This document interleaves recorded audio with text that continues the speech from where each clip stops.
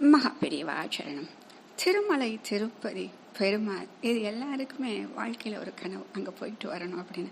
அதுலேயும் அங்கே குலசேகர படி அப்படிங்கிறத பார்த்தோம் அப்படின்னா, ஆகா இப்படியெல்லாம் இருக்க முடியுமா அப்படின்னு நமக்கு ஒரு ஏக்கத்தை கொடுக்கக்கூடியது.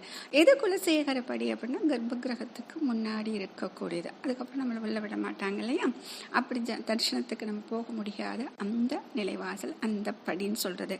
எதற்கு அங்கே குலசேகர படி வந்துச்சு அப்படின்னா, குலசேகர ஆழ்வார் அவருக்கு எப்படி ஒரு ஏக்கம்னா, அப்படி ஒரு ஏக்கமா, அதாவது சதா சர்வ காலமும் அவருக்கு அந்த பெருமாள் பக்கத்திலேயே இருக்கணும்னு அவருக்கு ஒரு ஆசையாகும்.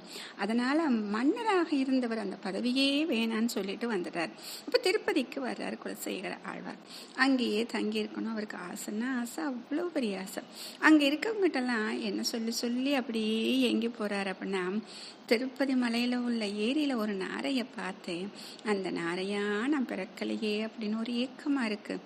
அவ்வளவு ஏங்க, இந்த கருவறைக்கு முன்னாடி ஒரு வாசல் படியாக இருந்திருந்தா கூட பெருமாளின் அழகை நான் பார்த்துட்டு இருந்திருப்பேன்.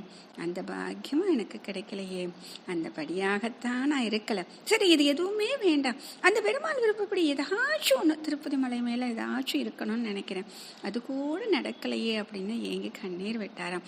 அப்போ வாசல் படியாக கிடைக்கிறேன் அப்படின்னு அவர் விரும்பினதுனால பெருமாள் கோயில் வாசல் படிய குலசேகர பாடி அப்படின்னு சொல்லிட்டு குலசேகர படி அப்படின்னு சொல்லி அழைக்கக்கூட பழக்கம் வந்ததாம். இன்னைக்கும் அதுதான் குலசேகர படியாக இருக்கிறது. ஆக பக்தி அப்படிங்கிறது எப்படி இருக்கணும் அப்படிங்கிறதுக்கு நமக்கு அங்கே போகும்போது உணர்த்தக்கூடிய விஷயங்கள்.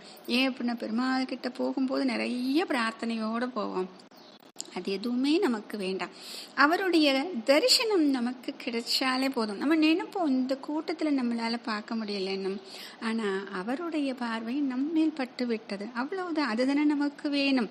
அந்த பார்வை, அவருடைய அந்த தரிசனம் நமக்கு கிடைத்தே விட்டது, அது நமக்கு அத்தனையும் தந்துவிடும் இல்லையா, அது ஒன்றே போதும் அப்படின்னு நம்ம நினைச்சோம்னாலே இந்த பிரார்த்தனைகள் வைக்க நமக்கு தோணாது. மகாபெரிவா சரணம்.